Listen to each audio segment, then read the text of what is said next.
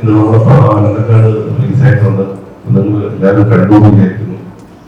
അപ്പൊ എല്ലാവരുടെയും മീഡിയയുടെ സപ്പോർട്ടാണ് പറയുന്നത്. എല്ലാവർക്കും ഇഷ്ടപ്പെട്ടു എന്ന നല്ല റിപ്പോർട്ട്സ് വരുന്നുണ്ട്. അപ്പോ നിങ്ങൾക്ക് ചോദിക്കുന്ന കാര്യം ചോദിക്കും. ചോദിച്ചോ.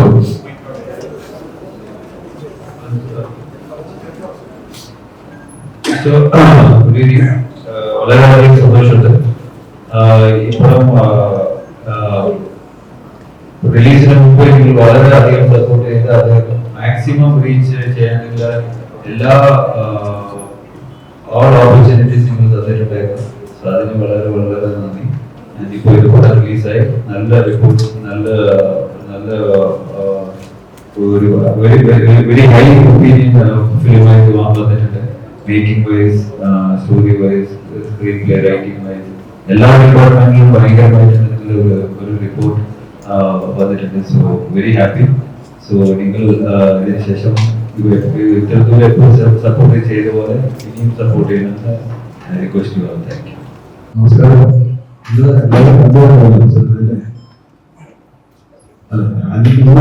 സിനിമ കാണുന്നു. അപ്പോൾ ശരിക്കും കഥയൊന്നും ശരിക്കും അറിയില്ല. ഇന്ന് ഒരു ഗംഭീര സിനിമയായിട്ടാണ് എനിക്ക് തോന്നുന്നത്. ഒരു സിനിമ കാണുമ്പോൾ ചില നല്ല സ്ക്രിപ്റ്റാണ്, നല്ല മ്യൂസിക്കാണ്, ക്യാമറ നമുക്ക് ഗംഭീരാണ്. അങ്ങനെ ഓരോന്നിനെ പറ്റി പറയാം. ഈ സിനിമ കൊണ്ട് എനിക്ക് തോന്നുന്നത് നല്ലൊരു സിനിമയാണ്. അതിനർത്ഥം ഇതെല്ലാം നന്നായിരിക്കുന്നു തോന്നലാണ് എനിക്കുണ്ടായത്. ആർട്ടിസ്റ്റ് എല്ലാവരും ഒക്കെ അത്ഭുതപ്പെടുത്തുന്നതാണെന്നാണ് പറയാറ്. പരാജയ സിനിമയുടെ തന്നെ പണ്ട് പറഞ്ഞിട്ടുണ്ട്. ഈ പണ്ടൊക്കെ നമ്മുടെ സങ്കല്പത്തിൽ ഒരു നടന്നു പ്രത്യേക സിനിമയില് സുന്ദരനായിരിക്കണം, എത്രയും പൊക്കം വേണം, നിറം ഉണ്ടായിരിക്കണം, ശബ്ദ ഗാംഭീര്യം വേണം, അങ്ങനെ പല പല ഗുണങ്ങളുള്ള ഒരു സമ്പന്നനായിട്ടുള്ള ഒരു കഥാനായകനാണ് നമ്മുടെയൊക്കെ മനസ്സിലുണ്ടായിരുന്നത്. ആ കാലം മാറിയിട്ട് ഞാൻ എന്നെ അത്ഭുതപ്പെടുത്തുന്ന പറഞ്ഞത് കുതിരോടെ പപ്പുണ്ട്. ഞാൻ പല ഇന്റർവ്യൂവിൽ പറഞ്ഞിട്ടുണ്ട്. പപ്പുള്ള അത്ഭുത നടനാണ്. അദ്ദേഹം വളരെ ഹ്യൂമറായിട്ട് അഭിനയിച്ചിട്ട് സീരിയസ് ആയിട്ട് സംബന്ധിച്ചിട്ടുണ്ട്. ഇപ്പൊ ഞാൻ പിന്നെ കാണുന്നത് ഇന്ദ്രൻസ് ആണ്. അത് മലയാളത്തിന്റെ ഭാഗ്യമാണ് ഇന്ദ്രൻസ്. ഈ സിനിമയിൽ എനിക്ക് ഭയങ്കരമായിട്ട് ഇഷ്ടപ്പെട്ടു. ഒരിക്കലും പ്രതീക്ഷിക്കുന്നില്ല ഇന്ദ്രൻസ് കേരളത്തിൽ. അതുപോലെ എല്ലാവർക്കും പറ്റിയ കഥാപാത്രങ്ങൾ അത് കൃത്യമായ ഒരു ഡയലോഗ് പ്രസന്റേഷനിലും സിറ്റുവേഷൻസിലും ഒക്കെ അത് കൃത്യമായി തിരക്കഥയിൽ കൂടെ വന്നു. ഗംഭീരമാണ് എനിക്ക് തോന്നുന്നത്. എന്റെ തോന്നുന്നത് ശരിയായിരിക്കാം, ഒന്നുകിൽ പറയാൻ പറ്റുള്ളൂ. നിങ്ങൾ അതുകൊണ്ട് ഈ സിനിമ എത്രയും ആൾക്കാരിലേക്ക് എത്തിക്കുക എന്നുള്ള ഇപ്പോഴത്തെ മാധ്യമത്തിന്റെ ധർമ്മമാണ്, പ്രത്യേകിച്ച് സോഷ്യൽ മീഡിയയിലൂടെ. അത് നിങ്ങൾ ചെയ്യുക, നിങ്ങൾ സഹായിക്കുക. ഇപ്പൊ കുറെ കാലങ്ങൾക്ക് ശേഷമാണ് ഒരു നെഗറ്റീവ് ഷെയ്ഡുള്ള കഥാപാത്രത്തിലേക്ക് ഈ സിനിമയിൽ വരുന്നത്.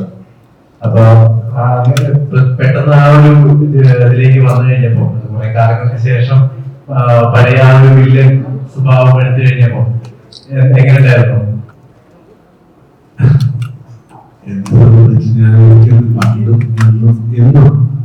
ഒരു കഥാപാത്രം ഒരു വില്ലനായിട്ടോ അല്ലെങ്കിൽ നായകനായിട്ടോ അല്ലെങ്കിൽ കോമഡി കഥാപാത്രമായിട്ടോ ഞാൻ കരുതാറില്ല.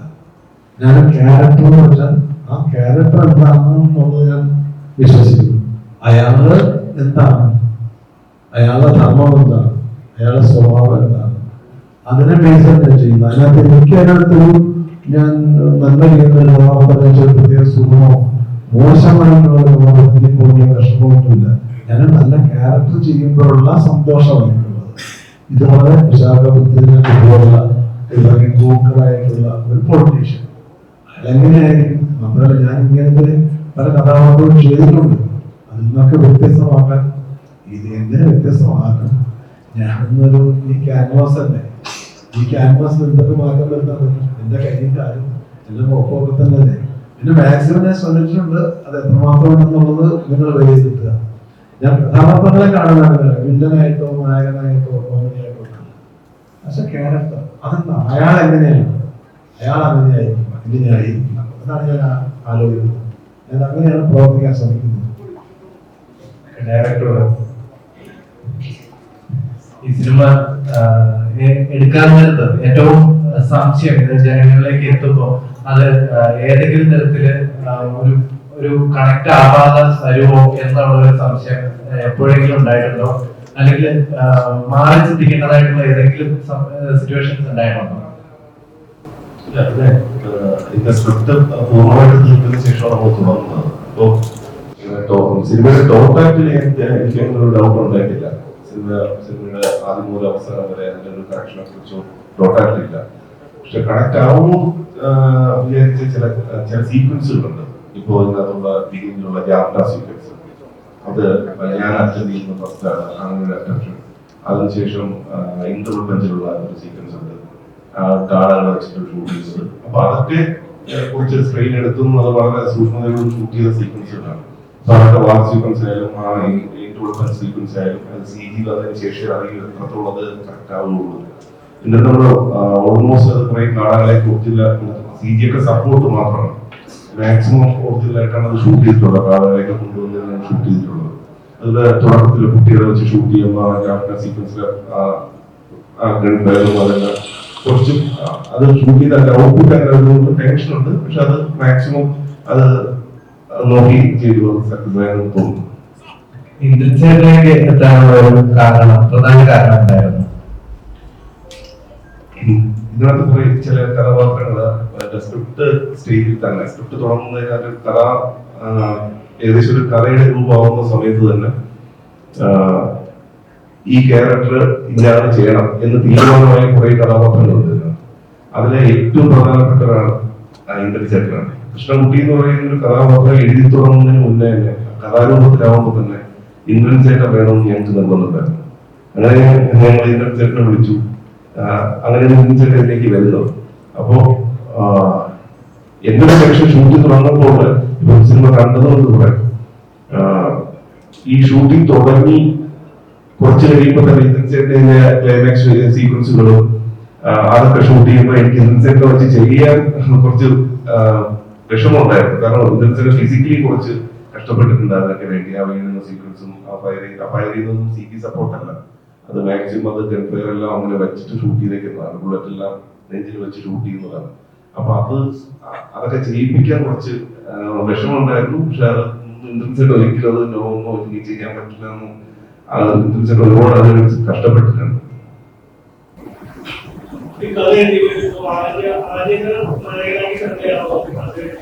അതെ, പിന്നെ കഥയായതിനു ശേഷം അത് തിരുവനന്തപുരത്തിന് കേരളത്തിന് പുറത്തു നിന്ന് വരുന്ന ഒരു തമിഴ് ആളാണ് ആദ്യം തീരുമാനമായി. വെട്രി എന്ന് പറഞ്ഞ കഥാപാത്ര രൂപമാണോ നമുക്ക് ഡിസ്കഷനിൽ വന്ന ആദ്യത്തെ പേര് ഹരി സാർ തന്നെയാണ്. അങ്ങനെയാണ് ഹരി സാറിലേക്ക് പോകുന്നത്. അതെ, ഞാൻ പറഞ്ഞത് ഇതിനകത്ത് ഈ സിനിമ ഓൾമോസ്റ്റ് 90% ക്യാരക്ടേഴ്സും നമ്മൾ എഴുതുമ്പോൾ ഈ ആള് വേണം എന്നൊന്നും നിർബന്ധവും എഴുതിയാണ്. അങ്ങനെ ഇതിന്റെ ഒരു വളരെ ഏരിയ സ്റ്റേജിൽ വിളിച്ചിട്ടുള്ള ഒരാളാണ് സാബുക്ക്. അതുപോലെ തന്നെ ഈ യുവജന അമ്മയായിട്ട് അഭിനയിക്കുന്ന ചേച്ചിയുടെ ഭയങ്കര പെർഫോമൻസ് ആയിരുന്നു. ഇപ്പോ നിലനിൽക്കുന്ന അമ്മമാരില് അമ്മേനെ തന്നെ കാസ്റ്റ് ചെയ്തത് ശരിക്കും പറഞ്ഞു കഴിഞ്ഞാൽ കഥാപാത്രം ഭംഗിയായിട്ട് തോന്നുന്നു.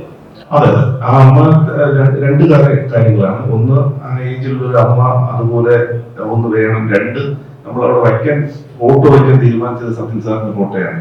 അപ്പൊ സത്യൻ സാറിന്റെ ഫോട്ടോ വെക്കുമ്പോ ആ കാലഘട്ടത്തിൽ അഭിനയിച്ചിരുന്ന ഒരു അമ്മ വേണമെന്ന് നമുക്ക് നിർബന്ധമുണ്ടായിരുന്നു. അപ്പൊ അത് കുറച്ചുകൂടി റിലേറ്റ് ചെയ്യും എന്ന് വെച്ചിട്ടാണ് അമ്മയെ വെച്ചത്. അതുകൊണ്ട് പരിസരത്തിന് സെന്റിമെന്റ്സ് ഡയലോഗാണ് ശേഷം പണിയത് പെർഫെക്റ്റ് ആയിട്ട് ചെയ്തപ്പോഴായിരുന്നു. എന്ത് തോന്നുന്നു അതിനെ? അതെ, ഇതിനകത്ത് ശരത്തെല്ലാം നന്നായിട്ട് എല്ലാവരും ശരത്ത് അത് ഗംഭീരമാക്കി.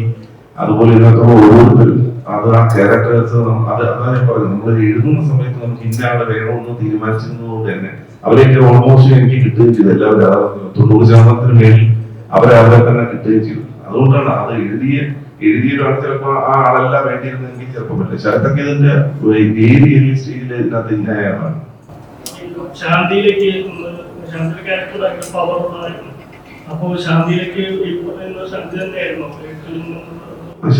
ശാന്തിയുടെ കഥാപാത്രത്തിന് ഞങ്ങള് ഇങ്ങനെ ആരാണെന്ന് ഇങ്ങനെ നോക്കിയിരുന്നു. അപ്പൊ ശാന്തിയുടെ മുന്നിലുള്ള സിനിമകൾ കണ്ടിരുന്നു. കണ്ടിട്ട് ഒരു ദിവസം ശാന്തിയെ വിളിച്ച് കാണുകയായിരുന്നു പണ്ട്. പക്ഷെ ശാന്തിയോട് ഞാൻ ഈ കഥ പറയുന്ന സമയത്ത് ഞാൻ എപ്പോഴും ശ്രദ്ധിക്കാറുണ്ട് ഒരാൾ അതെങ്ങനെയാണ് റിസീവ് ചെയ്യുന്നത്. അപ്പൊ അത് ശാന്തി ആ ക്യാരക്ടറിന് ആപ്റ്റാണ്, പക്ഷെ അത് റിസീവ് ചെയ്യുന്ന ഒരു രീതിയാണെന്ന് നമുക്ക് അറിയാതെ അവർക്ക് കറക്റ്റ് ആയിട്ട് കിട്ടിയിട്ടുണ്ടെന്ന്. നിഖില ഉൾപ്പെടെ അങ്ങനെയാണ് പോകുന്നത്. ശാന്തിയുടെ കേസിൽ ശാന്തി ആ കഥ കേട്ട സമയത്ത് തന്നെ അറിയാം ശാന്തി ഇത് ചെയ്താൽ നന്നാവുന്നു. കാരണം അതൊരു കറക്റ്റ് മീറ്ററിങ് പോയിന്റാണ്, അല്ലെങ്കിൽ അത് അങ്ങോട്ടും ഇങ്ങോട്ടും മാറിപ്പോകാൻ പറ്റുന്ന ഒരു കഥാപാത്രമായിരുന്നു. ശാന്തിക്ക് അങ്ങനെ അതിന് വേണ്ടി വേണ്ട ഓപ്ഷൻ ഇല്ലായിരുന്നു. ഇവിടെ മാത്രമല്ല തമിഴ്നാട്ടിലും ഒരുപാട് സ്വീകരിക്കപ്പെടുന്നുണ്ട്. റിവ്യൂസ് വന്നപ്പോഴും ആരുടെ one of the finest performance ആണ് പറയുന്നത്. കേരളത്തിൽ വന്നപ്പോൾ ഒരു ഡെബ്യൂസിന് ത്രൂ ഔട്ടുള്ള ഡെബ്യൂസിനൊക്കെ അപ്പുറം അവിടെ കിട്ടുന്ന തമിഴ്നാട്ടിൽ കിട്ടുന്ന സ്വീകാര്യത എങ്ങനെയാണ് കാണുന്നത്? ഇത് വിജയരാജൻ പറഞ്ഞ പോലെ ഇത് തമിഴിലും ഭയങ്കരമായിട്ട് ഒരു റിലേറ്റ് ചെയ്യുന്ന ഒരു സ്ക്രിപ്റ്റാണ്. സോ വെരി പവർഫുൾ തമിഴ് എന്ന് പറയുന്ന ഒരു സ്ക്രിപ്റ്റാണ്. സോ അവിടെ ഈ സ്ക്രിപ്റ്റും ഈ പടവും വളരെ വളരെ സൂപ്പർവായിട്ട് റിസീവ് ചെയ്തിട്ടുണ്ട്. So very happy. ഇങ്ങനെ ഒരു വൈഡ് സ്കെയിലിൽ എടുത്ത പടം both languages Malayalam and Tamil audience ഈക്വലായിട്ട് അക്സെപ്റ്റ് ചെയ്തിരുന്ന വിഷയം വന്നിട്ട് വളരെ ഒരു ഹാർട്ട് വാമിങ് ഫീലിംഗ്. റോ ആക്ഷൻസ് ഉണ്ട്, അതിനുള്ള ഒരു കോർ ഇമോഷൻ ഇതിന്റെ ഭാഗമാണ്.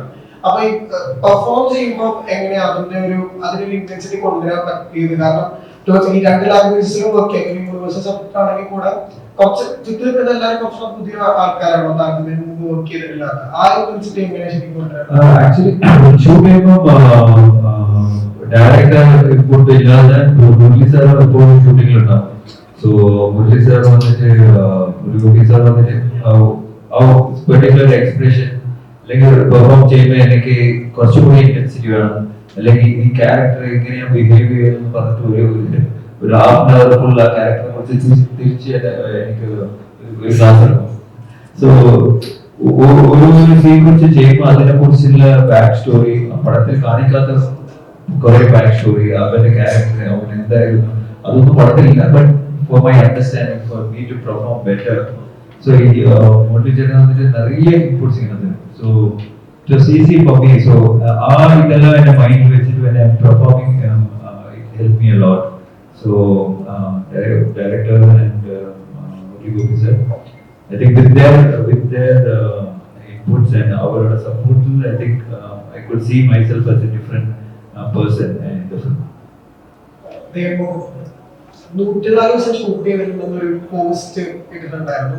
അത്രയും ദിവസം ആദ്യമായിട്ടായിരിക്കും ഒരു സിനിമ ത്രൂഔട്ട് ഷൂട്ട് ചെയ്യണം. അത് എൻറ്റയർലി ഡിഫറെന്റ് ആയിട്ട് നമ്മൾ ഇതുവരെ കാണാത്ത ഒരു വേർഷൻ സ്ക്രീനിൽ കാണിക്കാൻ പറ്റി. ഇതിന്റെ പ്രിപ്പറേഷൻ ഈ എൻഡ് പ്രോഡക്റ്റ് കാണുമ്പോൾ ആൾക്കൊരു ഉണ്ടാവുന്ന ഒരു എക്സൈറ്റ്മെന്റ് ഉണ്ടല്ലോ, എന്നെ കുറച്ച് ഡിഫറെന്റ് ആയിട്ട് കണ്ടുള്ളത്. അത് ശരിക്കും എങ്ങനെയാ ഇതിനുള്ളവർ പറയുന്നത്? അല്ല, ഞാനും അതിനെ വളരെ ഡിഫറെന്റ് ആയിട്ട് തന്നെ പ്രസന്റ് ചെയ്ത് കാണാനായിട്ട് ആഗ്രഹിച്ചിരുന്നു. അപ്പോ അതിനൊരു ഓപ്പർച്യൂണിറ്റി വരുന്നങ്ങൾ. അപ്പൊ ആദ്യത്തെ ഒരു ദിവസം ഷൂട്ട് കഴിഞ്ഞപ്പോൾ തന്നെ വളരെ ഹാപ്പി ആയിരുന്നു ആ ഒരു ഗെറ്റപ്പിലും ക്യാരക്ടറിന്റെ ഒരു മൂഡിൽ. പിന്നെ അതങ്ങോട്ട് കണ്ടിന്യൂ ചെയ്ത് തുടങ്ങും. പക്ഷെ ഇപ്പോഴും എനിക്ക് തോന്നുന്നു ഞാൻ എക്സൈറ്റഡ് ആയിട്ട് ഇങ്ങനെ കാണാനായിട്ട് ഇങ്ങനെയാണ് ആളുകൾ കണക്ട് ആവുമോ എന്നുള്ള കാര്യം. അത് കണക്ട് ആയെന്നാണ് എല്ലാവരും പറഞ്ഞത്. പക്ഷെ ഇപ്പോഴും കുറെ പേർക്ക് അറിയില്ല ഞാനാണ് അത് ചെയ്തിരുന്നത്, അത്രയും ഡിഫറൻസ് ഓൺ സ്ക്രീനിൽ ഉണ്ടെന്ന് പറഞ്ഞു. അത് എനിക്കിഷ്ടമാണ്, അങ്ങനെ എപ്പോഴും ഒരു ഡിഫറെന്റ് ആയിട്ടുള്ള ക്യാരക്ടേഴ്സ് ചെയ്യാനും അങ്ങനത്തെ ലുക്ക് ആൻഡ് ഫീൽ വരാനായിട്ട്.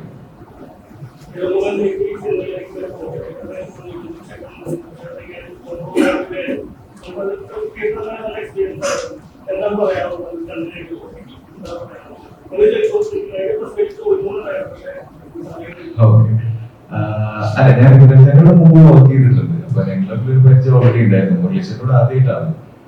പിന്നെ ചേട്ടനാണ് ഞാൻ മുമ്പ് പറഞ്ഞിട്ടുണ്ട് സ്ക്രിപ്റ്റ് എല്ലാം ഫുൾ നറേറ്റ് ചെയ്തത് from the beginning till end. പിന്നെ എപ്പോഴും കുറെ സമയം ചേട്ടനോട് സ്പെൻഡ് ചെയ്യാറുണ്ട്. ഞങ്ങൾ 4 പേരും എപ്പോഴും സെറ്റിൽ ഒരുമിച്ചായിരിക്കും.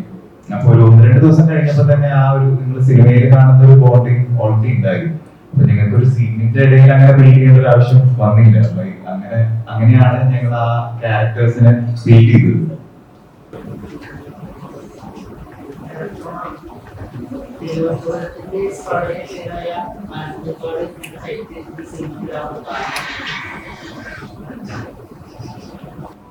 തിരുവനന്തപുരത്തിന്റെ ഒരു വളരെ പുരാതനമായിട്ടൊരു പേരാണ്. പത്മനാഭസ്വാമി ക്ഷേത്രത്തിന്റെ ചരിത്രമായിട്ട് ബന്ധപ്പെട്ടാണ്.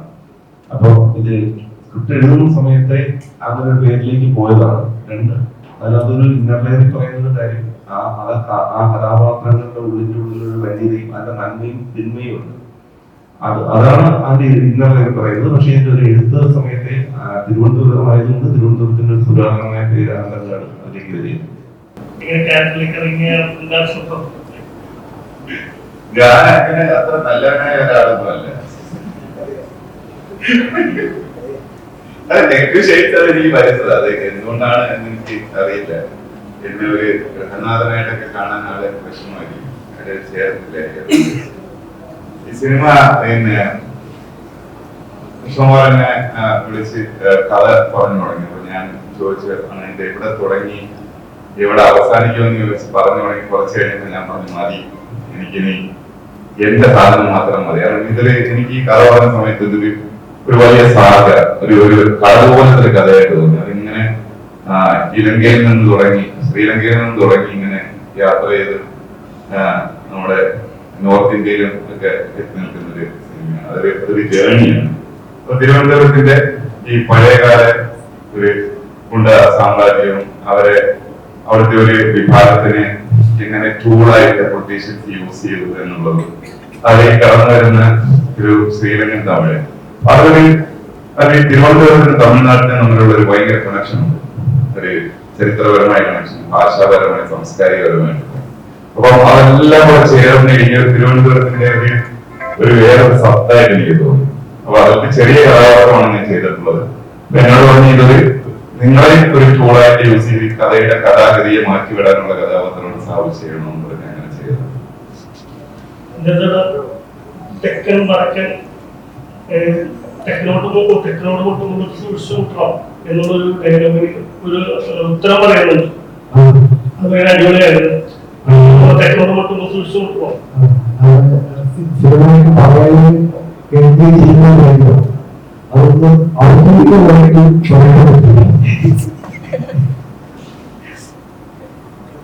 ശരത്തേട്ടനോടാണേ ഇവിടെ. ഇപ്പൊ പൊതുവെ നെഗറ്റീവ് ഷെയ്ഡുള്ള ഇമോഷണൽ ഷെയ്ഡൊക്കെ ഉള്ള റോളുകൾ അധികം ചെയ്യുന്നതാണ്. അപ്പൊ ഇവിടെ അനന്തൻകാടിൽ വരുമ്പോ ഇപ്പോ ആക്ഷൻ ഉണ്ട്, അതിന്റെ കൂടെ തന്നെ നമ്മുടെ ഇമോഷണൽ ടച്ച് ചെയ്യുന്ന റോള് കൂടിയാണ്. അപ്പൊ അങ്ങനെ ആ ഒരു ക്യാരക്ടറിലോട്ട് മാറാൻ എന്ത് തയ്യാറെടുപ്പുകൾ എടുത്തു, അല്ലെങ്കിൽ എങ്ങനെ അതിനെ ക്യാരക്ടറിനെ വിജയിപ്പിച്ചേ? അത് ഉറപ്പായിട്ടും ഇതിന്റെ സ്ക്രിപ്റ്റ് തന്നെയാണ്. മുഖ്യചേട്ടൻ ഈ കഥ പറയുന്ന സമയത്ത് ജാക്സൺ പറയുന്ന കഥാപാത്രത്തെ കുറിച്ചും ബാക്കി എല്ലാ ക്യാരക്ടേഴ്സിനെ കുറിച്ചും വളരെ ക്ലിയർ ആയിട്ടൊരു എക്സ്പ്ലനേഷൻ തന്നിട്ടുണ്ടായിരുന്നു. പിന്നെ ലൊക്കേഷൻ ഷൂട്ടിംഗ് സമയത്ത് മുഴുസാൻ കൊടുത്തിട്ടുണ്ടായിരുന്നു. പിന്നെ നമ്മുടെ ഡയറക്ടറാണെങ്കിലും റൈറ്ററാണെങ്കിലും എല്ലാ സമയത്തും ഷൂട്ടിംഗ് കഴിയുമ്പോഴാണെങ്കിലും ഷൂട്ടിംഗ് കഴിഞ്ഞിട്ടുള്ള നിമിഷങ്ങളൊക്കെ ഓരോ സീനിനെ കുറിച്ച് നമുക്ക് സംസാരിക്കും. കുറച്ച് നാളത്തിന് മുമ്പ് എടുത്ത സീനിനെ കുറിച്ചാണെങ്കിൽ ഇനി എടുക്കാൻ പോകുന്ന സീനുകളെ കുറിച്ചൊക്കെ നമ്മൾ ഡിസ്കസ് ചെയ്യാറുണ്ട്. പിന്നെ എനിക്ക് അത്യാവശ്യം വീട്ടിലെ പരിപാടി മാത്രമല്ല എന്തൊക്കെ ചെയ്യുന്നതാണ് ശ്രമിക്കുന്നതല്ല എല്ലാ സീക്വൻസുകളും. അപ്പോൾ അത്യാവശ്യം നല്ലൊരു ക്യാരക്ടർ കിട്ടിയപ്പോൾ അത് നന്നായിട്ട് ചെയ്യാൻ ശ്രമിച്ചു. എല്ലാവർക്കും ഇഷ്ടപ്പെട്ടു വിശ്വസിക്കുന്നു. ഇപ്പൊ സിനിമയിൽ തന്നെ ആ ലാസ്റ്റ് ഇന്ദ്രൻ ചേട്ടനോട് യാത്ര പറഞ്ഞു പോകുന്ന ആ ഒരു സീനുണ്ട്, അത് പ്രേക്ഷകർക്ക് ഭയങ്കര ടച്ചിങ് ആവുന്ന ആ ഫേസ് എക്സ്പ്രഷൻസ് ആയാലും. അപ്പൊ ആ സമയത്ത് അത് ചെയ്യുമ്പോ ഇന്ദ്രൻ ചേട്ടനുമായിട്ടുള്ള ആ ഒരു സപ്പോർട്ട് എന്തായിരുന്നു ചേട്ടന്റെ ഭാഗത്ത്? തീർച്ചയായിട്ടും എനിക്ക് ഞാൻ ഇന്ദ്രൻസിനോട് ഞാൻ പറഞ്ഞിട്ടുണ്ട് മുമ്പ്, ഞാൻ എന്റെ നാമത്തിൽ തിരുവനന്തപുരത്ത് അന്വേഷിക്കുന്നത് ഞാൻ ആദ്യമായിട്ട് കണ്ട സിനിമകളുടെ ഇന്ദ്രൻസേട്ടനാണ്. എന്റെ ചെറുപ്പത്തിൽ അന്നൊന്നേ ഇന്ദ്രൻസേട്ടന് ഭയങ്കര ഇഷ്ടമാണ്. ഇന്ദ്രൻസിന്റെ സിനിമകളും ഇന്ദ്രൻസിന്റെ പെർഫോമൻസ് ഒക്കെ ഒത്തിരി ഇഷ്ടമുള്ള ആളാണ്. അപ്പൊ കൂടെ അഭിനയിക്കുമ്പോൾ ഞങ്ങൾ കൂടുതൽ നാട്ടിലെ തമാശയൊക്കെ പറഞ്ഞാൽ പോലും ആ ഒരു ആക്ഷൻ സമയത്ത് ഭയങ്കര ഒരു വലിയൊരു എന്താ നമുക്ക് ഒരു എനർജിയും അല്ലെങ്കിൽ കുറെ കാര്യങ്ങൾ പഠിക്കാൻ പറ്റും. പിന്നെ വലിയ സന്തോഷമായിരുന്നു ചേട്ടനോട് അഭിനയിക്കാൻ. ചേട്ടനോട് എല്ലാവരും കൂടി സെറ്റിൽ മൊത്തത്തിൽ വലിയൊരു ഹാപ്പിയൊക്കെ ആയിരുന്നു. കുറേ ദിവസം ഉണ്ടായിരുന്നു ഷൂട്ടിങ്. ഞങ്ങൾ സിനിമയിൽ കാണാനും സീരിയസ് ആണെങ്കിൽ ഞങ്ങൾ ഷൂട്ടിംഗ് സമയത്തൊക്കെ വലിയ സന്തോഷത്തിൽ തന്നെയായിരുന്നു. അതുകൊണ്ടൊക്കെ ദൈവം പറഞ്ഞതുപോലെ ഇതിനൊരു ജേണി ഉണ്ടായിരുന്നു. ഈ ക്യാരക്ടേഴ്സ് ഇല്ലായിരുന്നു. തങ്കച്ചേട്ടനാണെങ്കിലും മമ്മിയാണെങ്കിലും ശ്രീകുട്ടിച്ചനാണെങ്കിലും എല്ലാവരും ഒരു ബന്ധമുണ്ടായിരുന്നു റിയൽ ലൈഫിൽ. അതുകൊണ്ടാണ് ആ ക്യാരക്ടർ അത്രയും നന്നായിട്ട് വന്നത്.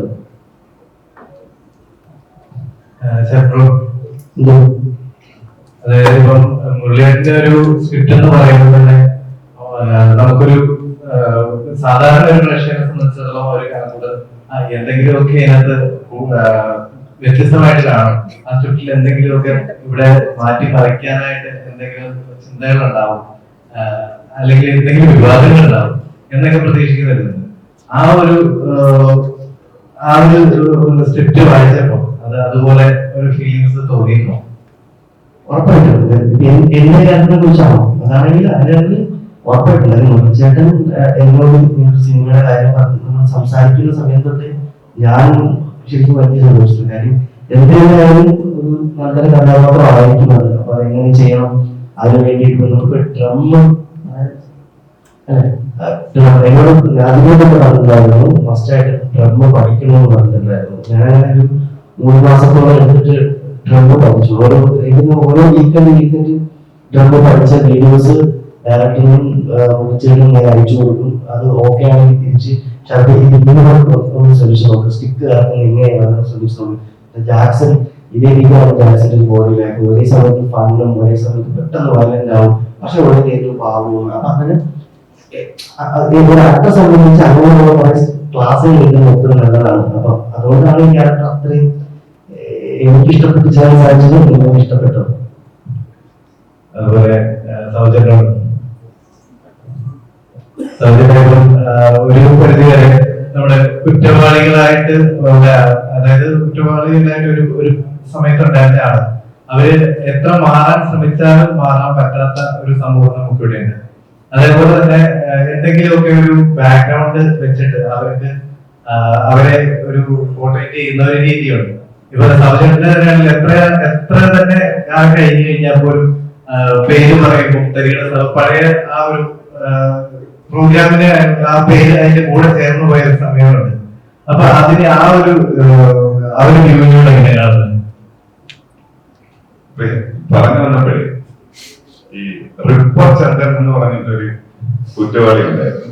അതായത് വീടുകളിൽ കയറി ആളുകളെ തലക്കടിച്ചു വന്നിട്ട് ആഭരണങ്ങൾ മോഷ്ടിച്ചുകൊണ്ട് പറഞ്ഞു. റിപ്പർ ചന്ദ്രൻ ഒരു ക്രിമിനലാണ്.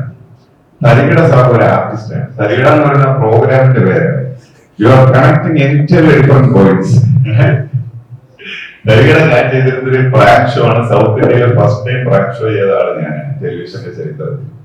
അതായത് സൗത്ത് ഇന്ത്യൻ ടെലിവിഷൻ ചരിത്രത്തിലെ ഫസ്റ്റ് പ്രാങ്ക് ഷോ ഞാനായിരുന്നു. ആ ഷോയുടെ പേരാണ് Tharikida. That's an award too. കാരണം ഞാൻ അത് ചെയ്യുന്നത് ഞാൻ കോളേജ് കഴിഞ്ഞിറങ്ങുന്ന സമയത്താണ്, ഡിഗ്രി ജസ്റ്റ് കഴിഞ്ഞിറങ്ങുന്ന സമയത്ത്. ആ ഇത്രയും വർഷമായിട്ടും എന്റെ പേരിന്റെ കൂടെ അത് ഉണ്ട് എന്നുണ്ടെങ്കിൽ I am very proud of that name. ചോദിച്ചത് ഈ സിനിമയായിട്ട് ബന്ധപ്പെട്ടാണ്. കാരണം സിനിമയിലൊരു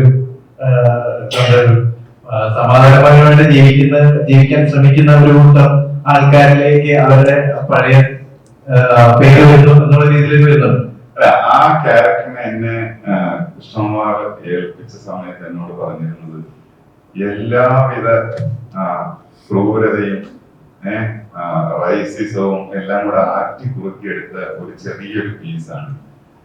നിങ്ങളുടെ ശരീരത്തിൽ തന്നെ അതിന്റെ ആ വെറുപ്പ് പ്രകടമായിരിക്കണം. കാര്യം ഈ ക്ലാസ് ഓഫ് പീപ്പിളിനെ എനിക്കിഷ്ടമല്ല എന്നുള്ളത്. അപ്പൊ അതിനോട് ഒരു പരിധി വരെ നീതി പുലർത്തിയെന്ന് ഞാൻ വിചാരിക്കുന്നു. അപ്പൊ അത്രത്തോളം വിദ്വേഷം ഞാൻ മനസ്സിനകത്ത് എടുക്കേണ്ടി വന്നു.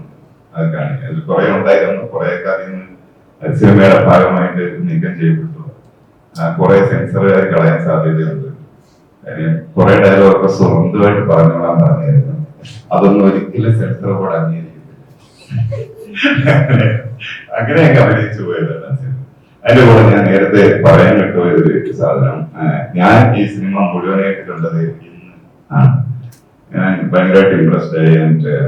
ഞാൻ ആരെയും പോയിട്ടാൻ വേണ്ടി പറയുന്നല്ലേ, എനിക്ക് ശ്രീലങ്കൻ തമിഴ് ഭയങ്കര ഇഷ്ടം. അതിന് ആ തമിഴിന്റെ ഒരു താളമുണ്ട്, അത് നമുക്ക് കേൾക്കുമ്പോൾ ഭയങ്കരമായിട്ട് കണക്ട് ആയിട്ട്. മലയാളത്തിന്റെ ഭാഷയുടെ ഒരു ഒഴുക്ക് ശ്രീലങ്ക ഭാഷയാണ്. അതൊക്കെ നല്ല അടിപൊളിയായിട്ട് ചെയ്തിട്ടുണ്ട്. ആ ക്യാരക്ടർ ഭയങ്കര ഇമ്പാക്ട് ഉണ്ടാക്കിയ ഒരു ക്യാരക്ടർ.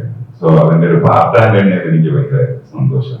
പിന്നെ തിരുവനന്തപുരവുമായിട്ട് എനിക്കുള്ള ഒരു അഭേദ്യമായ ബന്ധമുണ്ട്. അതുകൊണ്ടും കൂടി അനന്തൻകാടിന്റെ ഭാഗമായി കഴിഞ്ഞതിൽ ഭയങ്കര സന്തോഷം. Thank you Krishnakumar. ഡയറക്ടറുടെ നാട്ടിൽ നടക്കുന്ന ഒരു കഥയാണ്. ഒരു കാടിനോട് ചേർത്ത് ഒരു സ്റ്റോറിയിലേക്ക് കൊണ്ടുവരാനുള്ള ഒരു കാരണം എന്താണ്? ഈ പറഞ്ഞില്ലേ ആ പേര് അനന്തൻകാട് എന്ന് പറയുന്നത് തിരുവനന്തപുരത്തിന്റെ ഒരു പുരാതനമായ പേരാണ്. ഇത് കാട്ടിനോട് ചേർത്ത് വച്ചിട്ടില്ല. അത് തിരുവനന്തപുരത്തുള്ളവർക്ക് അറിയാം. ചിന്നച്ചുട എന്ന് പറഞ്ഞാൽ സിറ്റിയുടെ ഹൃദയഭാഗത്തിലുള്ള ഒരു ചേരിയാണ്. അപ്പൊ അത് 91 ഓൾമോസ്റ്റ് അങ്ങനെ തന്നെയാണ്. അത് നമ്മൾ കാണുന്നതെല്ലാം സെറ്റിട്ടതാണ്. കാരണം ഇപ്പൊ അത് ഷൂട്ട് ചെയ്യാൻ പറ്റില്ല. പക്ഷെ ഞാൻ തിരുവനന്തപുരത്ത് ജീവിച്ചിരുന്ന ഒരാളാണ്. സ്കൂൾ കാലത്തൊക്കെ ഞാൻ ഒരുപാട് കണ്ടിട്ടുണ്ട്. എന്റെ സ്കൂൾ പഠിക്കുന്ന സമയത്തൊക്കെ ആ സ്ഥലമൊക്കെ. അപ്പൊ അതുകൊണ്ട് കുറച്ചും കൂടി അത് ആ സിറ്റിക്കുള്ളിലുള്ള ഒരു സ്ഥലമാണ്. അത് കാടുമായിട്ട് റിലേഷൻ ഇല്ല. അതുപോലെ തന്നെ പോലീസ് ക്രൂരത നമ്മളിപ്പം ഇപ്പോഴത്തെ കറണ്ട് സിറ്റുവേഷനിലാണെങ്കിൽ പല തരത്തിലുള്ള കറണ്ട് സിറ്റുവേഷൻസ് ഉണ്ട്. ഇപ്പം കേസായിട്ടും രക്ഷാപ്രവർത്തനമായിട്ടും ഒക്കെ നമ്മൾ കാണുന്നതാണ്. അപ്പൊ പോലീസിന്റെ ഒരു ക്രൂരമായ രീതിയിലേക്കുള്ള ചില കാര്യങ്ങളൊക്കെ നമുക്ക് അതിനകത്ത് കാണാൻ സാധിക്കുന്നുണ്ട്. അപ്പൊ അത് അങ്ങനെ ഈ കറണ്ട് സിറ്റുവേഷനുമായിട്ട് അത് കറണ്ട് എന്തെങ്കിലും ബന്ധപ്പെടുത്തി ചെയ്തതാണോ അതോ നേരത്തെ തന്നെ അങ്ങനെ ഒരു കഥയുടെ ഉദ്ദേശിച്ചു വന്നതാണോ? ഈ കറണ്ട് സിറ്റുവേഷൻസുമായിട്ടൊന്നും ബന്ധമില്ല. പക്ഷെ ഈ 90ന്റെ തുടക്കത്തില് ആ കാലഘട്ടം 89, 90, 91 കാലഘട്ടം എടുത്താൽ അറിയാം ആ സമയത്ത് കേരളത്തിൽ എന്താണ് നടന്നത്. കാരണം ഞാനത് ഇപ്പോ ഇങ്ങനെ പറയാൻ താല്പര്യമില്ല. പക്ഷെ ചില കാര്യങ്ങൾ ചില സത്യത്തിന് അടുത്ത് നിന്നാണ് പറയുന്നത്. പക്ഷെ മൊത്തത്തിൽ സത്യമല്ല.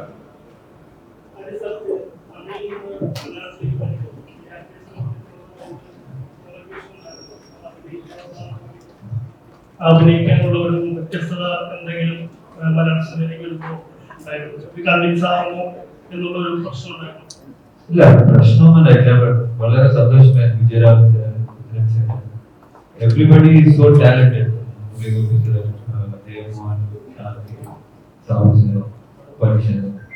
ഇവരൊക്കെ വന്നിട്ട് വളരെ ഒരു ഓൾറെഡി പ്രൂവ് ചെയ്ത നല്ല ഒരു ആർട്ടിസ്റ്റ് ആണ്. എല്ലാവർക്കും അറിയാം നല്ല നന്നായി പെർഫോം ചെയ്യുന്ന ആർട്ടിസ്റ്റ് ആണ്. സോ അവരുടെ കൂടെ ഞാൻ ചേർന്നതായിരിക്കുമ്പോൾ എനിക്കൊരു പോസിറ്റീവ് എനർജി, ഒരു പോസിറ്റീവ് ഒരു ചാലഞ്ച്. ഇങ്ങനെ ഞാനും നന്നായി അഭിനയിക്കണം. അവരുടെ നിൽക്കുന്ന സീനിൽ ഞാൻ എക്സൈൽ ആണെന്നുള്ള ഒരു തോട്ട് പ്രോസസ്സിൽ എല്ലാ സീനും ചെയ്തത്. So it was very encouraging. ഇങ്ങനെ ഇത്രയും വലിയ ആർട്ടിസ്റ്റുകളുടെ കൂടെ അഭിനയിക്കാനുള്ള ഒരു ചാൻസും ഒരു ഓപ്പർച്യൂണിറ്റിയും അതേ സമയത്ത് സ്ക്രിപ്റ്റും സ്ക്രീൻ പ്ലേ പടത്തിന്റെ ക്യാൻവാസ് ഡയറക്ടർ കൃഷ്ണകുമാർ. സോ എല്ലാം ചേർന്നിട്ട് ഒരു ബ്യൂട്ടിഫുൾ എക്സ്പീരിയൻസ് ആയിരുന്നു. So that is what encourage. ഈ പൊളിറ്റിക്സിലെ ഈ രാഷ്ട്രീയക്കാരനായിട്ടും പോലീസുകാരനായിട്ടും ഒക്കെ അഭിനയിച്ചിട്ടുള്ള ഓരോ സിനിമയിലും വ്യത്യസ്തമായിട്ട് എങ്ങനെ വരാൻ പറ്റുന്നു പറയാം. രാഷ്ട്രീയക്കാരനായിട്ടും പോലീസുകാരനായിട്ടും എപ്പോഴും ജയരാജയുടെ വന്നിട്ടുള്ളതാണ്. പക്ഷെ ഓരോ സിനിമയിലും വ്യത്യസ്തമായിട്ടാണ് വരുന്നത്. അതെങ്ങനെ വരാൻ പറ്റുന്നു എന്നുള്ളതാണ് ചോദ്യം. ഞാൻ അഭിനയം തുടങ്ങിയത് പ്രൊഫഷണലായിട്ട് തുടങ്ങിയത് 56 വർഷമായി. അഭിനയം മാത്രമാണ്. ഞാൻ കോളേജിൽ കഴിഞ്ഞു ഒരു 10-13 വർഷത്തോളം നാടകത്തിലായിരുന്നു. നാടക അച്ഛൻ്റെ വിശ്വകർമ്മ കലാസഭയിൽ ഞങ്ങളുടെ സ്വന്തം സമിതിയാണ്. അച്ഛന് എൻ്റെ അമ്മ, എൻ്റെ ചിറ്റ, അച്ഛൻ്റെ പെങ്ങള്, എൻ്റെ സിസ്റ്റർ, ഞങ്ങളെല്ലാവരും നടിമാരായിട്ടുള്ള നാടക ഗ്രൂപ്പായിരുന്നു. അവിടെ 10-13 വർഷം ഞങ്ങളുടെ ഗ്രൂപ്പിൽ മാത്രം അഭിനയിച്ച നടിമാരുണ്ട്.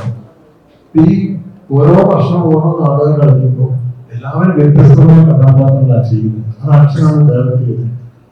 How to make a character, എങ്ങനെയാണ് കഥാപാത്രത്തെ സൃഷ്ടിക്കുന്നത് എന്ന് അച്ഛൻ ഓരോരുത്തർക്കും ഈ കഥാപാത്രം എന്താണെന്നും ഇവിടെ ജനിച്ചു എങ്ങനെയാണ് സാഹചര്യത്തിലൂടെ എത്തിപ്പെട്ടത്, ഇപ്പൊ അയാൾ നിൽക്കുന്നു, അങ്ങനെ ഒരു കഥാപാത്രം എന്താണെന്നുള്ളത് നടനെ പറഞ്ഞ് അയാളുടെ മനസ്സിലേക്ക് എത്തിക്കുന്ന ഒരു പ്രക്രിയയാണ് അച്ഛൻ.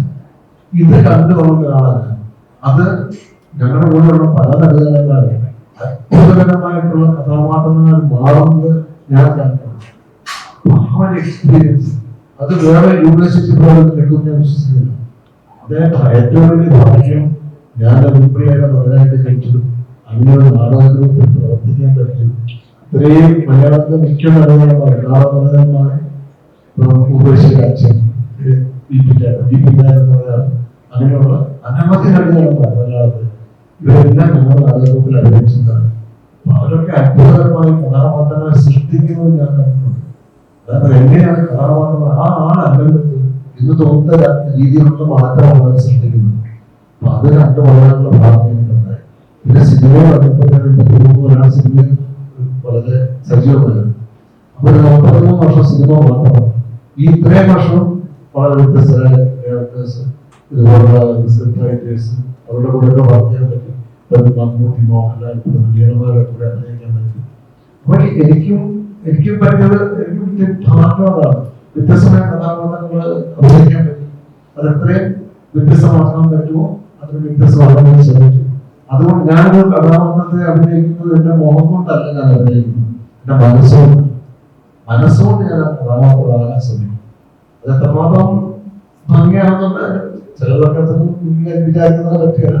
പിന്നെ ഒരേ പാറ്റേൺ മുഖ്യമന്ത്രി, ഞാൻ എത്ര മുഖ്യമന്ത്രി അഭിനയിച്ചിരിക്കുന്നു, എത്ര പൊളിറ്റീഷ്യൻ അഭിനയിച്ചിരിക്കുന്നു, അത് ഒരു പരിധിക്കപ്പെടുത്ത വ്യത്യാസമാക്കാൻ പറ്റും. എന്റെ ഈ ഭാവം, എന്റെ ശരീരം, എന്റെ പറഞ്ഞ പോലെ എന്റെ കൈയും കാര്യം, എന്റെ മുഖമൊക്കെ അല്ലേ മാക്സിമം ഞാൻ ട്രൈ ചെയ്യും വ്യത്യസ്തമാകാം. പിന്നെ ഈ ഡയറക്ടർ പറഞ്ഞപ്പോൾ മുരളി ഗോപി സ്ക്രിപ്റ്റ് എഴുതിയപ്പോൾ മുരളി ഗോപി ആ കഥാപാത്രം എങ്ങനെയായിട്ടാ ഈ മുഖ്യമന്ത്രി ഇങ്ങനെയാണ്, മറ്റൊരു മുഖ്യമന്ത്രി വേറെ രീതിയിലാണ്. ഇപ്പൊ ഞാൻ അയാൾ നോവലി അതാണ് മുഖ്യമന്ത്രിയാണ്, അത് വേറെ ടൈപ്പാണ് അദ്ദേഹത്തിന്റെ സ്വഭാവം. അപ്പൊ എങ്ങനെയാണ് സ്വഭാവക്കാരനാണെന്നുള്ളത് സ്ക്രിപ്റ്റ് റൈറ്റർ പോയി പിന്നെ ഡയറക്ടർ ഓരോ സീൻ പറയുമ്പോൾ അതിന് മുമ്പിപ്പം ഞാൻ ഫുൾ സ്ക്രിപ്റ്റ് ഒന്നും വായിച്ചായിരുന്നു. അപ്പൊ ഇതിന്റെ ഓരോ സീക്വൻസ് എടുക്കണം, അങ്ങനെയായ സിറ്റുവേഷൻ അങ്ങനെയായിരുന്നു. ഇത് പറയുമ്പോൾ നമ്മളൊരു ബോധം ഉണ്ടാകും നമ്മുടെ മനസ്സിൽ.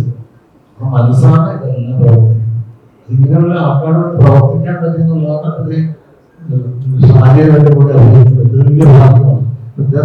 തമിഴ് ഇങ്ങനെ മലയാളത്തിലുണ്ട്, മലയാളിയാണ് അദ്ദേഹത്തിന് തമിഴും മലയാളം അദ്ദേഹത്തിന് ഏത് റേഞ്ചിലും പോകാൻ പറ്റും. അദ്ദേഹം തമിഴ് ചെയ്യുമ്പോൾ തമിഴ് പലപ്പോഴും പലതും ചിലപ്പോൾ എക്സാജറേഷൻ വേണം. പക്ഷെ ഇപ്പൊ അതില്ല. ഇപ്പൊ പലരും വളരെ റിയലിസ്റ്റിക് ആണ് അവിടെ ചെയ്യുന്നത്. അത് ശിവാജി സാറിന്റെ കാലഘട്ടം മുതൽ ഉള്ള ഒരു ശീലമാണ്, അത് മാറി വരുന്നുണ്ട് ഇപ്പൊ. അപ്പൊ ഇദ്ദേഹം അങ്ങനെ അതിന് കഴിക്കാൻ നമുക്കങ്ങനെ പെടുത്താൻ തമിഴ് നടന്നോ മലയാളത്തിൽ നിന്നോ വിവക്ഷിച്ച് പറയാൻ പറ്റില്ല. നടനാണ് ആതിഥ്യമാണ്. അത് അദ്ദേഹത്തിന്റെ ഈ സിനിമ കാണുമ്പോൾ മനസ്സിലാകുമല്ലോ. അപ്പൊ അദ്ദേഹം കൂടുതൽ നമുക്ക് ക്യാരക്ടർ അവസാന നിമിഷം വെടിവെക്കുന്ന സമയത്തൊക്കെ ഇദ്ദേഹം നോക്കുമ്പോൾ ഞാനൊക്കെ ഒരു ഭയം തോന്നണമെങ്കിൽ അദ്ദേഹത്തിന്റെ നിപ്പ് കാണണം. ആ ചൂണ്ടി നിൽക്കുമ്പോൾ ഇത്രയും ഗംഭീരനായ ഒരു മനുഷ്യനാണെങ്കിലും ധീരനാണ്, എന്ത് ചെയ്യാൻ മടിയില്ലാത്തവരാണെങ്കിലും ഒരു പകപ്പോട് അയാൾ ആ പകയ്ക്കണമെങ്കിൽ നമ്മൾ ഓപ്പോസിറ്റ് നിൽക്കുന്ന ആൾ അതുപോലെ അഭിനയിക്കും. അത് അഭിനയിക്കാൻ അയാളുടെ ആ ഒരു മാനസികമായ അവസ്ഥ ഉണ്ടാവും. അപ്പൊ ഞങ്ങൾ പൊടിപടലുള്ള ഇവിടെ എന്ന സ്ഥലത്താണ് മുഴുവൻ പൊടിയും കാറ്റ് അവനെ എല്ലാവരും അവസരം അവിടെ വെച്ചാണ്. പക്ഷെ അവിടെ അദ്ദേഹം തോക്കുപാട് നിൽക്കുന്ന നമുക്ക് ശരിക്കും ഭയം തോന്നിപ്പിക്കണം. അതാണ് അങ്ങനെയുള്ളവരുടെ കൂടെ നിൽക്കുമ്പോൾ ഞാൻ അറിയാതെ എന്തെങ്കിലും ഉണ്ടാകും. അതൊരു കുടുക്കഭാഗമുണ്ട് നടികന്മാർ തമ്മിൽ. അതാണ് നമ്മുടെ സിനിമയിൽ ഏറ്റവും വലിയ മലയാളം. ശാന്തി ക്യാരക്ടറിലേക്ക് വരുമ്പോ ഈ ക്യാരക്ടർ ഡയലോഗ് അതുപോലെ തന്നെ കഥാപാത്രം എല്ലാം ടൈപ്പ് കാസ്റ്റ് ചെയ്യപ്പെടുകയോ ഈ വരാൻ പോകുന്ന അങ്ങനെയുള്ള പേടി എന്തെങ്കിലും ഉണ്ടായിരുന്നു? എങ്ങനെയായിരുന്നു ഭദ്രമായി? എന്നെ സംബന്ധിച്ചിടത്തോളം എന്റെ കരിയറിൽ ഞാൻ ഇങ്ങനത്തെ ഒരു ക്യാരക്ടർ ആദ്യമായിട്ടാണ് പ്ലേ ചെയ്യുന്നത്. അപ്പോൾ ഇനി വരുന്ന ക്യാരക്ടറുകൾ എന്തായിരിക്കും എന്ന് എനിക്ക് അറിയില്ല. സോ അത് എനിക്ക് പ്രെഡിക്റ്റ് ചെയ്യാൻ പറ്റില്ല. അത് നമ്മൾ റിപ്പീറ്റ് ചെയ്യാതെ നോക്കണം. പക്ഷേ ഐ മീൻ ഇങ്ങനത്തെ ഒരു ക്യാരക്ടർ എനിക്ക് ആദ്യമായിട്ടാണ് കിട്ടുന്നത്. അപ്പൊ I don't have that worry. Indran ചേട്ടാ ഇവിടെ ഇവിടെ ഇവിടെ ഇവിടെ ചേട്ടാ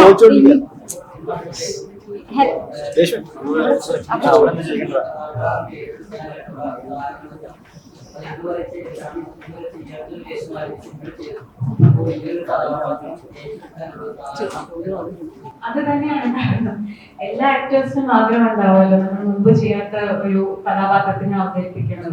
അതുപോലത്തെ ഒരു ഓപ്പർച്യൂണിറ്റി ആയിരുന്നു. പിന്നെ ഞാൻ മുമ്പ് പറഞ്ഞ പോലെ മുരളി ചേട്ടൻ എഴുതുന്ന കഥാപാത്രങ്ങളുടെ സ്ക്രീൻ ടൈം അനുസരിച്ചിട്ടല്ല അവരുടെ ഡെപ്ത് ഉണ്ടാവുക. ലിമിറ്റഡ് സീൻസ് ആണെങ്കിൽ പോലും അവർക്ക് ഒരു അവരുടേതായ ഒരു ജേർണി ഉണ്ടായിരിക്കും. പിന്നെ അവരുടേതായ പെർഫോമൻസിനുള്ള സ്പേസ് ഉണ്ടായിരിക്കും. മുരളീചേട്ടൻ എഴുതുന്ന സ്ക്രിപ്റ്റ് എന്ന് പറഞ്ഞപ്പോൾ I was very excited to play a character ഉണ്ടായിരുന്നു. പിന്നെ ഈ ടീം ഭയങ്കര ഒരു ടെക്നിക്കലി സൗണ്ട് ഭയങ്കര ക്രിയേറ്റീവ്ലി സ്ട്രോങ് ആയിട്ടുള്ള ഒരു ടീമായിരുന്നു.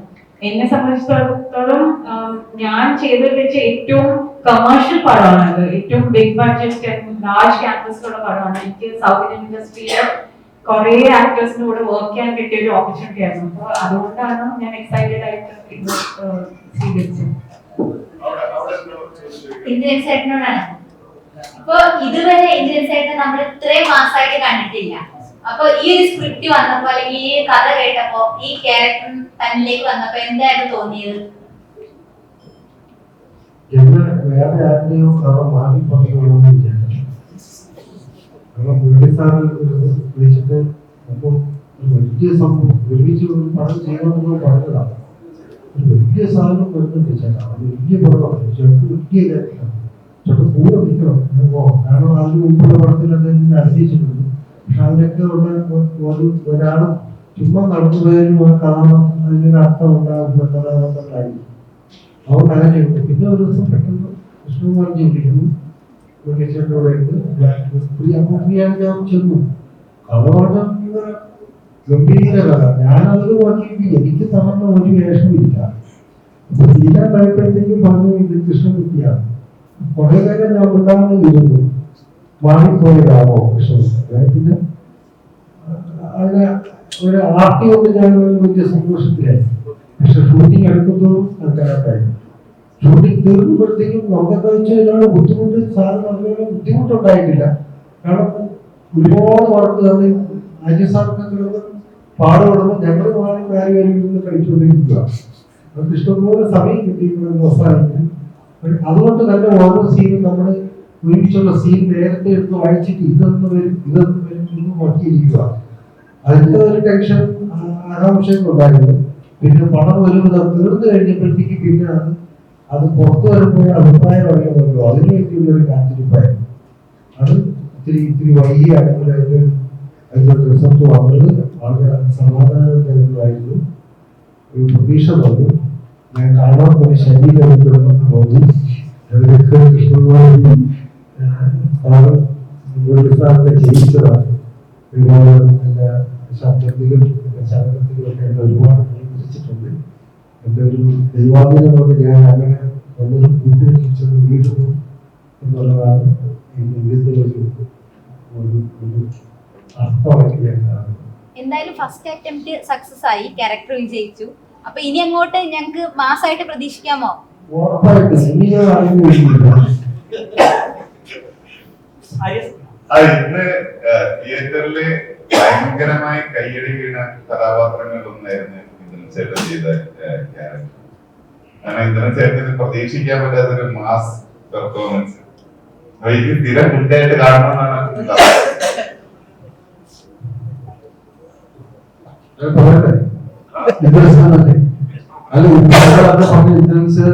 മാസായിട്ട് ഒരു ഒറ്റ അടി പോലും അവനെ അടിച്ചിട്ടില്ല. ഈ പാവങ്ങളുടെ എത്ര അടിയുണ്ടായിരുന്നത് അടിക്കാൻ ആകപ്പാടെ വീഴ്ച കൊണ്ടു. പക്ഷെ മാസായി ഇതാണ് ചുരുക്കുന്നത് മാസായി അങ്ങനെ പറയും.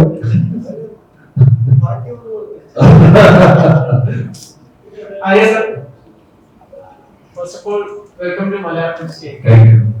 മുമ്പ് ഇതിനൊക്കെ Malayalam industry Urumi, double bag ഇതേപോലെ നല്ല സിഗ്നേച്ചർ ഇന്ന് മലയാളം ഇൻഡസ്ട്രി സംസാരിക്കുന്ന മൂവീസ് തന്നിട്ടാണ് തിരിച്ചു പോയത്. അപ്പോൾ എന്ത് തോന്നുന്നു അനന്തങ്കാട് എത്രമാത്രം കോൺഫിഡന്റ് ആണ് ഇത് ഭാവി ഇൻഡസ്ട്രി ടോപ്പ് ചെയ്യുന്ന ഒരു മൂവി തന്നെയായിരിക്കും? എന്തായാലും അതിലുണ്ടാവും. സ്ക്രിപ്റ്റ് പടത്തിന്റെ ക്യാൻവാസ് ആ സ്കെയിലാണ് ഉള്ളത്. ആൻഡ് ഇപ്പോ രാവിലെ മുതൽ എല്ലാ ഫീഡ്ബാക്കും എല്ലാം ഭയങ്കര പോസിറ്റീവാണ്.